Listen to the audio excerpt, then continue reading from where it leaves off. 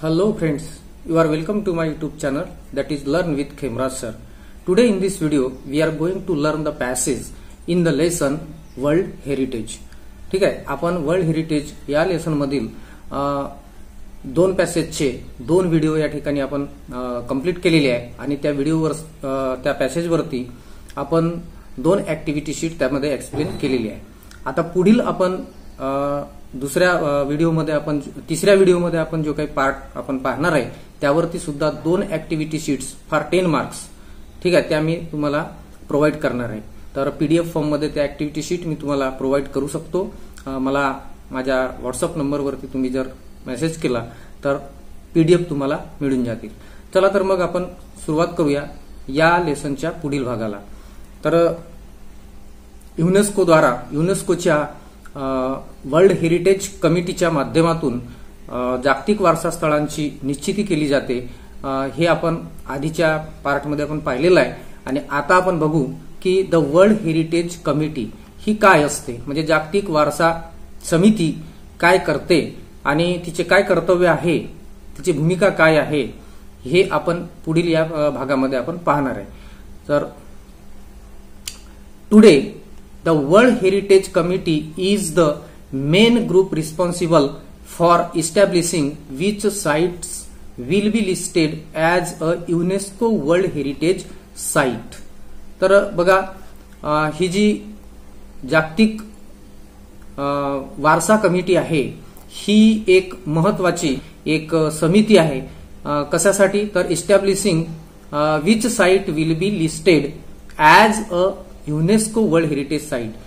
युनेस्कोच्या world heritage site मध्ये त्या यादीमध्ये म्हणजे जागतिक वारसा स्थळांच्या यादीमध्ये कोणत्या ठिकाणाला कोणत्या स्थळाला त्याच्यामध्ये समाविष्ट करावं, त्या यादीमध्ये कोणत्या स्थळाचं नाव समाविष्ट करावं हे ठरविण्यामध्ये वर्ल्ड हेरिटेज कमिटी ही सर्वात महत्वाची जबाबदार समिती आहे.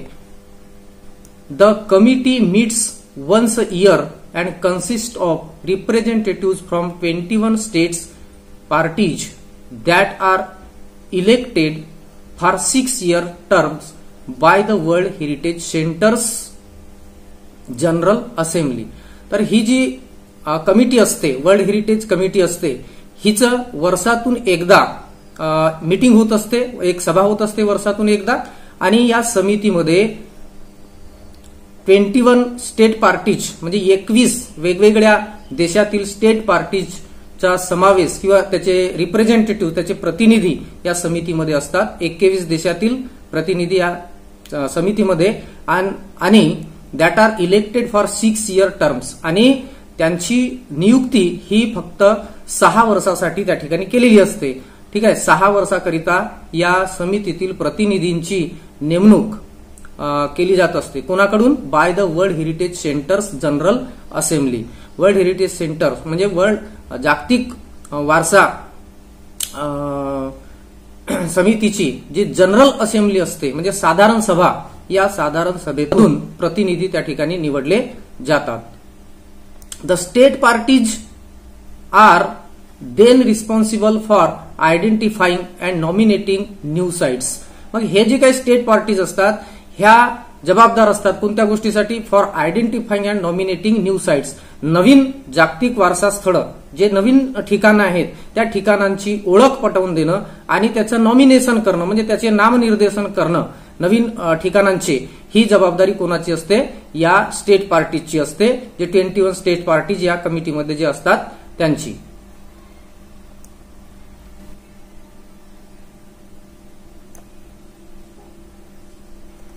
within their territory to be considered for inclusion on the World Heritage Site. म्हणजे त्या ज्या स्टेट पार्टीज आहेत त्यांच्या टेरिटरीमध्ये म्हणजे त्यांच्या त्या भूप्रदेशामध्ये असलेले जे काही साइट्स असतील, जे ठिकाणं असतील त्या ठिकाणांची यादी किंवा त्या ठिकाणांचे नामनिर्देशन करण्याचं काम किंवा करण्याची जबाबदारी ही त्या स्टेट पार्टीची असते.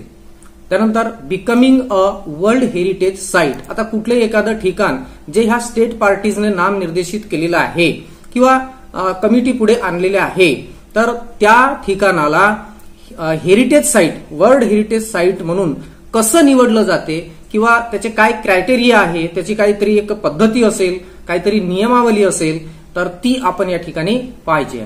There are 5 steps in becoming a world heritage site. बघा या ठिकाणी सांगितलेलं आहे की एखाद्या ठिकाणाला वर्ल्ड हेरिटेज साईट म्हणून, जागतिक वारसा स्थळ म्हणून एखाद्या ठिकाणाला निश्चित करायचं असेल, घोषित करायचं असेल, तर त्यासाठी 5 स्टेप्स म्हणजे 5 महत्वपूर्ण पायऱ्या या ठिकाणी सांगितलेल्या आहे. म्हणजे समजून चला की एखादा ठिकाण या 5 पायऱ्यातून म्हणजे या 5 स्टेप्स मधून जर पार होत असेल, म्हणजे 5 निकषातून पार होत असेल, तर ते ठिकाण वर्ल्ड हेरिटेज साईट मध्ये त्या लिस्टमध्ये टाकलं जाईल किंवा त्याचं नाव येईल. The first of which is for a country or state party to take an inventory list of significant cultural and natural site. मग आता काय करावं लागते की यातलं पहिलं जे स्टेप आहे, पहिली जी पायरी या ठिकाणी सांगितलेली आहे, ठीक आहे, तर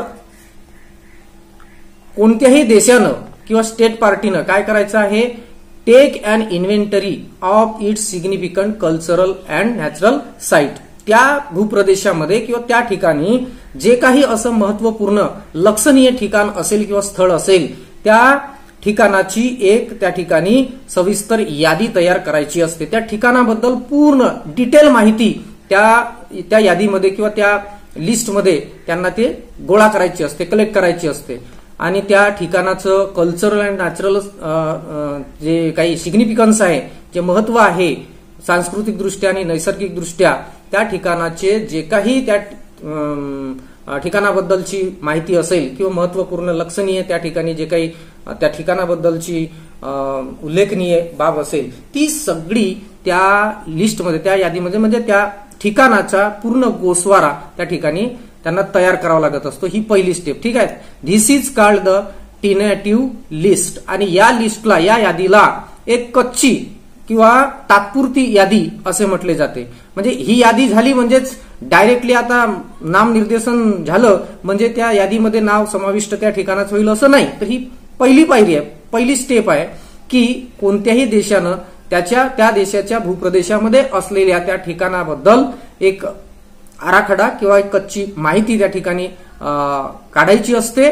आणि ती जी माहिती त्यांनी काढलेली असते किंवा जी यादी त्यांनी तयार केलेली असेल ठिकाणांची, त्या यादीला टेंटेटिव्ह लिस्ट म्हटलेलं आहे, म्हणजे कच्ची किंवा तात्पुरती यादी म्हटलेलं आहे, ठीक आहे. मग ही यादी तयार झाल्यावर पुढे काय होते, and it is important because nomination to the world heritage list will not be considered unless the nominated site was first included on the tentative list. आता ही लिस्ट त्यांना का तयार करावी लागते, तर ही जी प्राथमिक यादी आहे किंवा ही जी एक तात्पुरती यादी आहे, या तात्पुरत्या यादीमध्ये त्या ठिकाणाचं नाव समाविष्ट असल्याशिवाय जी वर्ल्ड हेरिटेज कमिटी आहे, ही वर्ल्ड हेरिटेज कमिटी त्या ठिकाणाचं नॉमिनेशन जे आहे, नामनिर्देशन जे आहे, ते पक्क समजू शकणार नाही जोपर्यंत या यादीमध्ये, तात्पुरत्या यादीमध्ये त्या ठिकाणाचे नाव असणार नाही. म्हणून प्रत्येक देशाला, प्रत्येक स्टेट पार्टीला त्या ठिकाणी काय करावं लागते, त्या ठिकाणाची तात्पुरती यादी तयार करून त्याच्याबद्दलची माहिती द्यावी लागते. ही झाली पहिली स्टेप, ठीक आहे. त्यानंतर दुसरी काय, next, countries are then able to select sites from their tentative list to be included on a nomination file. मग आता जी काही नामनिर्देशित फाईल जी असते, त्या नामनिर्देशित यादीमध्ये त्या देशाचं नाव म्हणजे त्या ठिकाणाचं नाव येण्यासाठी मग काय केलं जाते, countries are then able to select the sites from their tentative list. आता ज्या काही अनेक ठिकाणांची यादी त्यांनी तयार केलेली असते, त्या यादीतून त्या देशांना कोणत्या ठिकाणांचं नॉमिनेशन त्या ठिकाणी त्या फाईलमध्ये इन्क्लूड करायचं आहे ते ठरवता येऊ शकते, ठीक आहे. ही दुसरी step. Then the third step is a review of the nomination file. मग आता जी काही नामनिर्देशित फाईल तयार केलेली आहे, अनेक ठिकाणांची नावं त्या यादीमध्ये आलेली आहेत. आता तिसरी स्टेप सुरू होते की त्या नॉमिनेशन फाईलवर रिव्ह्यू केला जातो, त्याच्यावर पुन्हा दृष्टिक्षेप टाकला जातो. कोणाकडून, by 2 advisory bodies consisting of the international council on monuments and sites and the world conservation union. मग त्या ठिकाणी त्या यादीवर पुन्हा दृष्टिक्षेप टाकला जातो कुणाकडून, तर एक 2 ऍडव्हर्सरी बॉडी असते, म्हणजे 2 काय म्हणू त्याला आपण सल्लागार समिती, ऍडव्हर्सरी बॉडी, 2 सदस्यीय सल्लागार बॉडी त्या ठिकाणी असते आणि त्यात समावेश कशाचा असतो, तर त्या सल्लागार समितीमध्ये consisting of international council on monuments and sites, ठीक आहे, स्मारक आणि ठिकाणं यांचे जे म्हणजे आंतरराष्ट्रीय स्मारके आणि ठिकाणे स्थळ यांची जी कौन्सिल असते, इंटरनॅशनल काउन्सिल असते, आंतरराष्ट्रीय समिती, ठीक आहे, ती काउन्सिल आणि द वर्ल्ड कन्झर्वेशन युनियन, ठीक आहे, जागतिक जे साइट्स कन्झर्वेशन जे असते ना, ज्याचं संवर्धन करणारी त्याचे एक युनियन तयार केलेले असते, तर ह्या दोघांची मिळून एक ऍडव्हर्सरी बॉडी तयार केलेली असते, सल्लागार समिती तयार केलेली असते. त्या सल्लागार समितीमध्ये ह्या दोघांचा समावेश असतो. ती त्याच्यावरती दृष्टिक्षेप टाकते. Who then make recommendation to the world heritage committee. आणि मग नंतर ही जी बॉडी असते ऍडव्हर्सरी बॉडी, ही सल्लागार समिती काय करते, पुढे रिकमेंड करते, म्हणजे त्या ठिकाणी वर्ल्ड हेरिटेज कमिटी जी आहे, जी निश्चित करते ना वर्ल्ड हेरिटेज साइट्स, त्या समितीला ती सूचना देते किंवा त्याच्याकडे रिकमेंड करते की हे जे ठिकाण आहेत हे ठिकाणं जागतिक वारसा स्थळांच्या यादीमध्ये समाविष्ट करण्याजोगे आहेत किंवा त्यांची ती पात्रता आहे. देन त्याच्यानंतर पुढची काय स्टेप ते बघू आपण. The world heritage committee meets once a year to review these recommendation. मग हे जे काही या बॉडीने, या ऍडव्हर्सरी बॉडीने रिकमेंड केलेले, सूचना केलेले किंवा तिकडे सुचवलेले जे काही कोणाकडे हेरिटेज कमिटीकडे, वर्ल्ड हेरिटेज कमिटीकडे सुचवलेले जे नावं आहेत किंवा जी यादी आहे त्यावर विचार करण्यासाठी, त्यावर रिव्ह्यू करण्यासाठी वर्षातून एकदा या वर्ल्ड हेरिटेज कमिटीची सभा होते. ठीक आहे. आणि मग and decide which site will be added to the world heritage list. आणि मग त्या ठिकाणी ठरवलं जाते की कोणत्या ठिकाणांना, कोणत्या स्थळांना जागतिक वारसा स्थळाच्या यादीमध्ये समाविष्ट करायचं, हे याच्यावर चर्चा होते, हे ठरवलं जाते. त्यासाठी वर्षातून एकदा ह्या वर्ल्ड हेरिटेज कमिटीची मीटिंग त्या ठिकाणी होत असते, वर्षातून एकदा.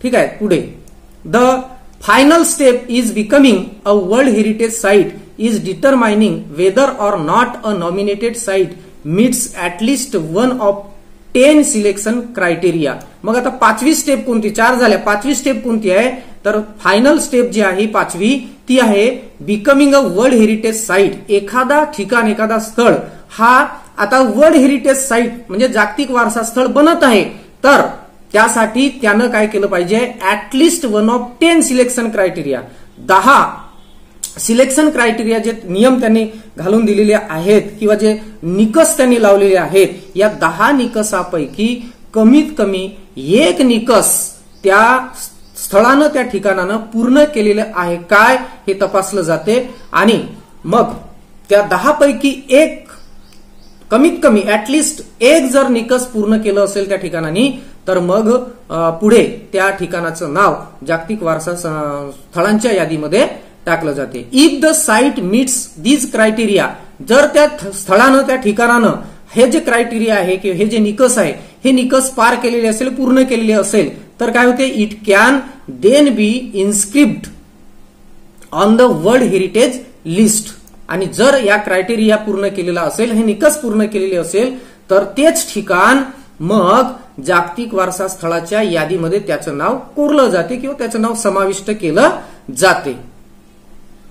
Once a site goes through these process and is chosen, it remains the property of the country on whose territory it sites.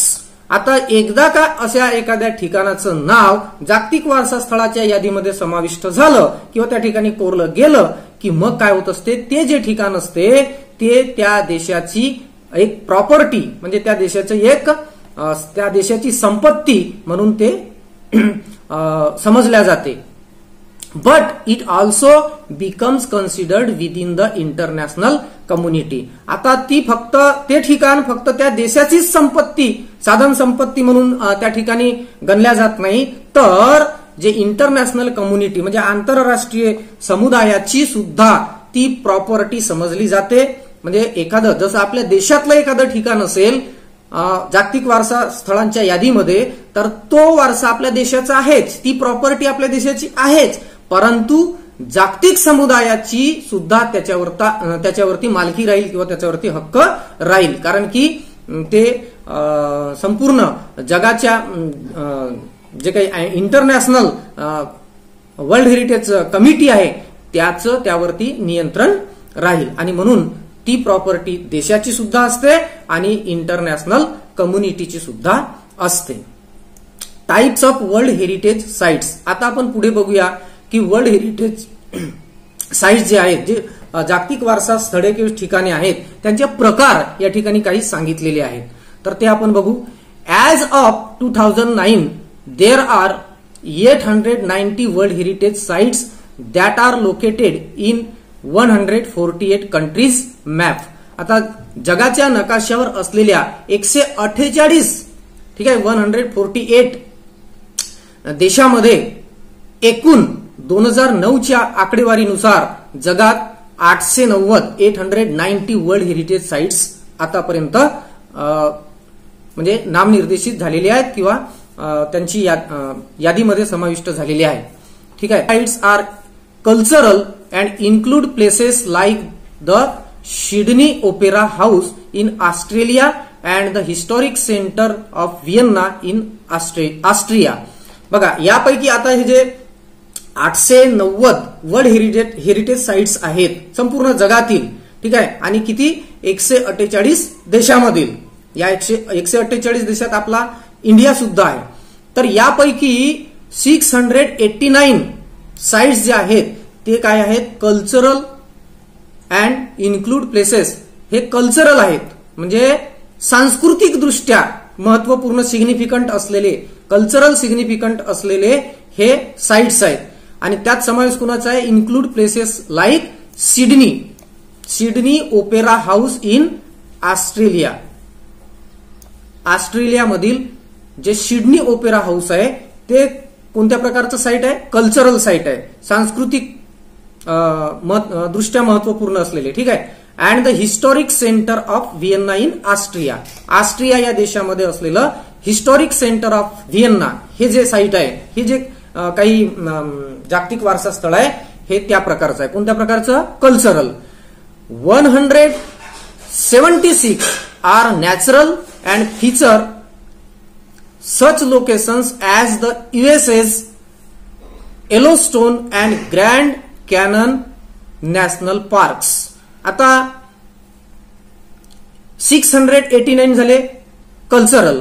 आता नॅचरल 176 साइट्स जे आहेत ते नॅचरल अँड फीचर्स म्हणजे ते नैसर्गिक दृष्ट्या संपन्न असलेले किंवा लक्षणीय असलेले वारसा स्थळे आहेत की त्याच्यामध्ये सच लोकेशन्स ऍज युएसएज म्हणजे युनायटेड स्टेट्स मध्ये अमेरिकेमध्ये असलेले Yellowstone and grand canon national park हे जे दोन ठिकाण आहेत हे नैसर्गिक ठिकाण आहेत अमेरिकेतील, युएस मधील, ठीक आहे, युनायटेड स्टेट्स मधील. तर हे 176 संपूर्ण जगातील 176 हे म्हणजे 148 कंट्रीज पैकी, ठीक आहे, 890 in the total world, all over the world, संपूर्ण जगात 890 वर्ल्ड हेरिटेज साइट्स, त्यापैकी 689 हे कल्चरल साइट्स आणि 176 हे नॅचरल साइट्स. हे लक्षात असू द्या. हा तुम्हाला कळलं पाहिजे की एकूण किती, कल्चरल किती, नॅचरल किती आणि मिक्स किती, म्हणजे दोन्ही प्रकारचे किती. ठीक आहे. आता पहा पुढे 25 of the world heritage sites are considered mixed. आता उरलेले जे काही म्हणजे तर हे 3 प्रकारामध्ये वर्गीकरण केलेलं आहे. तर उरलेले जे 25 of the world heritage sites आहेत ते कन्सिडर्ड केलेले आहेत मिक्स्ड म्हणून. आता मिक्स्ड म्हणजे काय, तर ते नॅचरल पण आहेत आणि कल्चरल पण आहेत, दोन्ही दृष्टिकोनातून ते सिग्निफिकंट आहेत. That is natural and cultural. ठीक आहे. नैसर्गिक आणि सांस्कृतिक दृष्ट्या महत्वपूर्ण असलेले.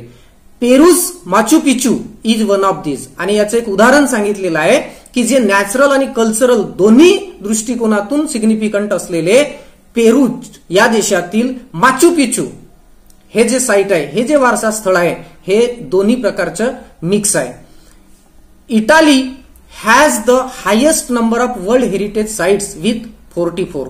आता हे जे या ठिकाणी सांगितलेलं आहे 148 कंट्रीज, त्यापैकी इटली हा जो असा देश आहे की ज्याचे जगात सर्वात जास्त वर्ल्ड हेरिटेज साइट्स आहेत, जागतिक वारसा ठिकाणे किंवा स्थळे, आणि ते किती आहेत? 44 वारसा स्थळे एकट्या इटली या देशामध्ये आहेत. आता आपण पुढे पाहू. India has 28 cultural and 7 natural and 1 mixed world heritage sites. आता आपण आपल्या देशाचा विचार केला, भारताचा विचार केला, तर भारतामध्ये एकूण 36 वर्ल्ड हेरिटेज साइट्स आहेत, 36 जागतिक वारसा स्थळे आहेत. त्यात 36 पैकी 28 कल्चरल आहेत, 28 सांस्कृतिक आहेत, आणि 7 नॅचरल 7 नैसर्गिक वारसा स्थळे आहेत, आणि एक मिक्स्ड आहे, म्हणजे तो काय कल्चरल पण आहे आणि नॅचरल पण आहे. ठीक आहे. आता याची तुम्हाला संपूर्ण डिटेल माहिती पाहिजे असेल तर ते तुम्हाला कुठून शोधायची ते खाली सांगितलेलं आहे. The world heritage committee has divided the world's countries into 5 geographic zones. ठीक आहे. आता ह्या जागतिक वारसा कमिटीने काय केलेलं आहे की जगातील या म्हणजे ठिकाणांचे 5 जिओग्राफिक झोन्स मध्ये त्यांनी डिवायडेशन केलेले आहे. म्हणजे भौगोलिक क्षेत्रामध्ये 5 भौगोलिक क्षेत्रामध्ये जागतिक वारसा स्थळांचे जे ठिकाण आहेत त्यांची त्यांनी वर्गवारी केलेली आहे. ठीक आहे. तर त्यातलं विच इन्क्लूड नंबर 1 आफ्रिका. ठीक आहे. पहिलं आफ्रिका, दुसरं अरब states, number 3 Asia Pacific including Australia and Oceania, number 4 Europe and north America, and number 5 Latin America and the Caribbean. ह्या प्रकारे 5 भौगोलिक क्षेत्रामध्ये विभाजन केलेलं आहे. कोणी केलेलं आहे? वर्ल्ड हेरिटेज कमिटीने या भागांचे वर्गीकरण केलेले आहे. त्यानंतर पुढे पाहू आपण. वर्ल्ड हे जे काही जागतिक वारसा स्थळे यादीमध्ये समाविष्ट केलेले आहेत आणि त्यांची ती संख्या आपण पाहिलेली आहे, परंतु यापैकी काही जागतिक वारसा स्थळे हे काही म्हणजे खूप अतिप्राचीन असल्यामुळे त्याच्यामध्ये ते नासधूस होण्याच्या मार्गावर असतील किंवा ते त्यांच्यामध्ये काही दुरुस्त्या करण्याची, काही त्यांचा डागडुजी करण्याची गरज पडू शकते. तर असे डेंजरमध्ये असलेले, डेंजर झोनमध्ये म्हणजे धोकादायक परिस्थितीमध्ये आलेले काही वर्ल्ड हेरिटेज साइट्स आहेत, ठिकाण आहेत, आणि त्याची सुद्धा या कमिटीने नोंद घेतलेली आहे की बाबा किती किंवा कोणत्या हेरिटेज साइटला आपल्याला दुरुस्तीची गरज आहे किंवा त्याची देखभाल करण्याची गरज आहे किंवा त्याला त्याच्याकडे तो जो नासधूस होण्याचा धोका आहे तर त्याच्याकडे लक्ष ठेवणं गरजेचं आहे, याची सुद्धा त्यांनी यादी तयार केलेली आहे. Like many natural and historic cultural sites around the world, many world heritage sites R in danger of being destroyed or lost due to war, poaching, natural disasters like earthquakes, uncontrolled urbanization, heavy tourist traffic and environmental factors like air pollution and acid rain. आता बघा कुठल्या कुठल्या कारणामुळे हे जागतिक वारसा स्थळे destroyed होण्याच्या मार्गावरती येतात किंवा कुठल्या कारणामुळे त्यांची नासधूस होत असते ते या ठिकाणी सांगितलेले आहे. तर अनेक नैसर्गिक किंवा सांस्कृतिक जे वारसा स्थळे आहेत अराउंड द वर्ल्ड, संपूर्ण जगातील, तर त्यापैकी many of the world heritage sites R in danger being destroyed. ते त्यांची नासधूस होत आहे, पडझड होत आहे किंवा ते संपुष्टात येण्याच्या मार्गावर आहेत किंवा लास्ट ड्यू टू किंवा ते संपूर्ण नष्ट होऊ शकत आहेत. कशामुळे? त्याची कारणं सांगितलेली आहेत की कुठल्या गोष्टीमुळे या स्थळांची नासधूस होते किंवा ते नष्ट पाहू शकतात. तर ड्यू टू वार, युद्ध, तुम्हाला माहिती आहे जगामध्ये महायुद्ध झालेले आहेत 2, त्यामुळे बरीच हानी झालेली आहे अनेक देशांची. तर या युद्धामुळे आणि आता युद्धजन्य परिस्थिती निर्माण होत आहे अनेक देशांच्या. आता तुम्ही मागे आपण पाहिलेलो आहे टीव्हीवरती, न्यूजवरती आपण पाहत असतो. तर अशा अनेक देशांच्या या युद्धाच्या भानगडीमध्ये या अशा ठिकाणांची नासधूस होत असते, कारण ऍटॉम बॉम्बचा वापर त्या ठिकाणी केला जातो युद्धामध्ये, आणि जर एखाद्या ठिकाणावरती बॉम्ब टाकला गेला तर त्या ठिकाणाची संपूर्ण नासधूस होत असते. म्हणून युद्धामुळे हे असे ठिकाणं जे सिग्निफिकंट म्हणजे एखाद्या देशाचं वैभव असलेले ठिकाण, त्याचा मानाचा तुरा तोच जर नष्ट केला तर त्या देशाचं वैभव किंवा त्या देशाचं नाक त्या ठिकाणी कमकुवत होत असते ना, त्याच्यामुळे त्याला टार्गेट केलं जाते. त्याच्यानंतर दुसरं अप्रोचिंग नॅचरल डिझास्टर्स, अनेक नैसर्गिक संकट येत असतात. फॉर एक्झाम्पल अर्थक्वेक्स, फ्लड, खूप महापूर येणं, भूकंप होणं, ठीक आहे, अनकंट्रोल अर्बनायझेशन. आजकाल आपण पाहतोय की मोठ्या प्रमाणामध्ये शहरीकरण होत आहे, आणि हे शहरीकरण होत असताना नव्या नव्या इमारती बनत असताना जुन्या इमारती पाडझड केल्या जातात. काही जंगले असतील ते नष्ट केले जातात, त्यांची कत्तल केली जाते, आणि त्याच्यामुळे असे ठिकाणं नासधूस होतात. हेवी टुरिस्ट ट्रॅफिक, मोठ्या प्रमाणामध्ये पर्यटकांची ये जा दळणवळण जी असते, मग आता टुरिस्ट लोक येतात तर त्या ठिकाणी ते काही ना काही नासधूस करण्याचा म्हणजे काही लोक प्रयत्न करत असतात. यावरती देखील तुम्हाला F5 मध्ये प्रश्न विचारला जाऊ शकते की आपण अशा वर्ल्ड हेरिटेज साईट्सची देखभाल आपण कशी केली पाहिजे किंवा ती देखभाल करण्याची आपली काय जबाबदारी आहे. ठीक आहे, तर हे टुरिस्ट लोक सुद्धा जे ये जा त्या ठिकाणी दळणवळण होत असते, वाहतूक होत असते, आणि त्यामुळे सुद्धा अशा ठिकाणांची त्या ठिकाणी नासधूस होत असते. अँड एन्व्हायरमेंटल फॅक्टर्स, आणि काही पर्यावरणातील काही घटक असतात नैसर्गिकरित्या. आता हे मानवी प्रयत्नाने त्याची नासधूस होते हा भाग वेगळा, परंतु नैसर्गिकरित्या सुद्धा त्यांची पळझड किंवा नासधूस होत असते. तर निसर्गातील काही घटक त्याला जबाबदार असतात. फॉर एक्झाम्पल एअर पोल्युशन, मोठ्या प्रमाणामध्ये जे हवेचे प्रदूषण होत आहे आणि त्या प्रदूषणामुळे त्या ठिकाणाला त्याचा प्रभाव पडत आहे. ऍसिड रेन सुद्धा म्हणजे जे त्याच्यामुळे त्या ठिकाणावरती त्याचा दुष्परिणाम होतो, आणि मग अशा ठिकाणांची त्या ठिकाणी नासधूस होत असते. मग आता हे नासधूस झालं किंवा पडझड झाली किंवा ते डेंजर झोन मध्ये असतील, तर मग आता त्याच्यासाठी ही कमिटी काय करते बघू आपण. World heritage sites that are in danger are inscribed on a separate list of world heritage sites in danger.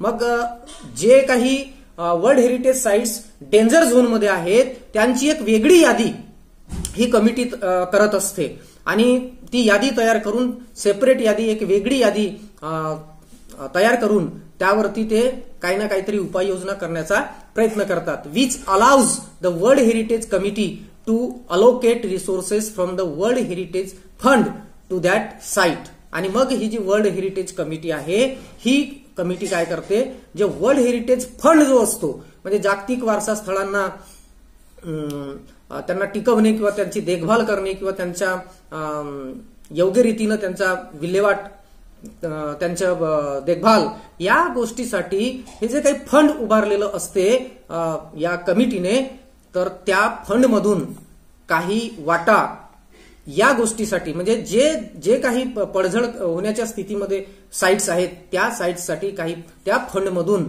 काही अलोकेट केले जाते, काही फंड त्या ठिकाणी निश्चित केला जातो किंवा तो वापरला जातो.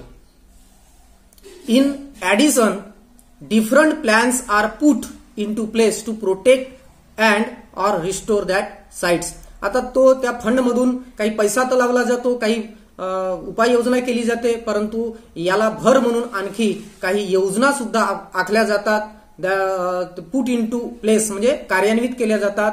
टू कशासाठी, to protect and restore that sites. अशा प्रकारचे जे काही डेंजर झोन मध्ये असलेले, जे काही धोकादायक स्थितीमध्ये असलेले जे काही साइट्स असतील त्यांना प्रोटेक्ट करणं, त्यांचं संरक्षण करणं आणि त्यांचं रिस्टोर करणं म्हणजे त्यांना पुनर्निर्मिती किंवा पुनर्बांधणी किंवा त्याची डागडुजी म्हणून आपण ते करण्यासाठी वेगवेगळ्या योजना देखील या समितीला आखाव्या लागतात.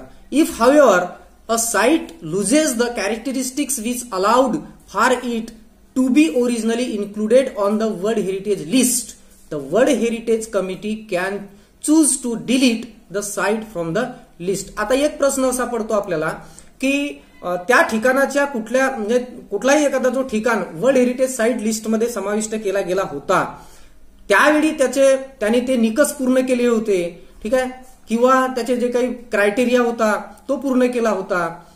10 त्याचे जे 10 निकष होते ते पूर्ण झाले होते किंवा त्यापैकी काही पूर्ण केले होते. म्हणजे एकंदरीत लिस्टमध्ये येण्यासाठी त्या ठिकाणाचे सिग्निफिकन्स त्यावेळी होते. परंतु आता ते राहिलेलं नाही तर मग त्याचं काय?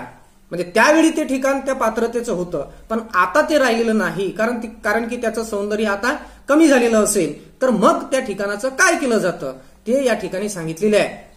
If however a site loses the characteristics which allowed for it to be originally included on the world heritage list, त्या ठिकाणाचं वर्ल्ड हेरिटेज लिस्टमध्ये समाविष्ट करण्यासाठी त्यावेळेस त्याचं जे काही कॅरेक्टरिस्टिक्स होतं, त्याची जी काही पात्रता होती किंवा गुणधर्म होते ते ओरिजिनली त्यावेळी जे होते ते आता जर राहिलेलं नसेल तर काय होते, world heritage committee can choose to delete the site from the list. तर मग ही वर्ल्ड हेरिटेज कमिटी जी आहे ही त्या ठिकाणाला त्या यादीतून वगळण्यासाठी, त्याचं नाव डिलीट करण्यासाठी उपाययोजना म्हणजे ती तयार असते. म्हणजेच काय तर वर्ल्ड हेरिटेज कमिटीला तो अधिकार आहे की त्या ठिकाणाचं सिग्निफिकन्स आता राहिलेलं नाही तर ते ठिकाण जागतिक वारसा स्थळाच्या यादीतून त्याचं नाव काढून टाकण्याचा काम किंवा अधिकार किंवा ती उपाययोजना वर्ल्ड हेरिटेज कमिटीला करावी लागत असते.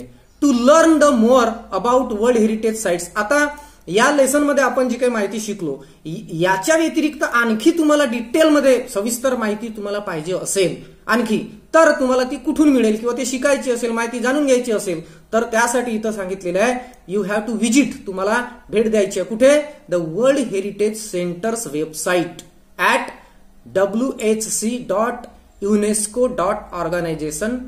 म्हणजे ही जी काही वेबसाईट दिलेली आहे इंटरनेटवरती जाऊन तुम्हाला ह्या वेबसाईटवर जी WHC म्हणजे वर्ल्ड हेरिटेज कमिटी .UNESCO.org म्हणजे ऑर्गनायझेशन, हे जे काही वेबसाईट आहे या वेबसाईटला तुम्ही ओपन केलं किंवा या वेबसाईटला तुम्ही भेट दिली, व्हिजिट केली, तर तुम्हाला संपूर्ण माहिती वर्ल्ड हेरिटेज सेंटरची ही वेबसाईट आहे, या वेबसाईटवरती तुम्हाला संपूर्ण माहिती जागतिक वारसा स्थळांच्या बद्दलची मिळेल. कोणत्या देशाचे किती स्थळं आहेत, कोणते रुईन होण्याच्या म्हणजे नासधूस होण्याच्या मार्गावर आहेत वगैरे वगैरे संपूर्ण माहिती डिटेल तुम्हाला या ठिकाणी मिळेल. ठीक आहे. सो फ्रेंड्स, अशा पद्धतीनं आपण हा लेसन या ठिकाणी आपण संपवलेला आहे. आता या लेसनवरती मी ऑलरेडी 2 ऍक्टिव्हिटी शीट्स मी तुम्हाला दिलेल्या आहे आणि आता आपण या व्हिडिओमध्ये जो शिकलेला भाग आहे या भागावरती पुन्हा 2 ऍक्टिव्हिटी शीट फॉर 10 मार्क्स. ठीक आहे. एक ऍक्टिव्हिटी शीट 10 मार्काची, जसं परीक्षेमध्ये विचारते त्या पद्धतीनं अशा 2 ऍक्टिव्हिटी शीट्स मी तुम्हाला प्रोव्हाइड करणार आहे पीडीएफच्या माध्यमातून. ठीक आहे. तर ते पीडीएफ तुम्हाला पाहिजे असेल तर मी हा माझा व्हॉट्सअप नंबर या ठिकाणी दिलेला आहे, या व्हॉट्सअपवर मला तुम्ही कॉन्टॅक्ट करा, तुम्हाला ती पीडीएफ मी माझ्याकडून मिळून जाईल. ओके. सो वन्स अगेन हा व्हिडिओ तुम्ही पहा आणि समजून घ्या. ठीक आहे. Okay. Bye. Thank you very much.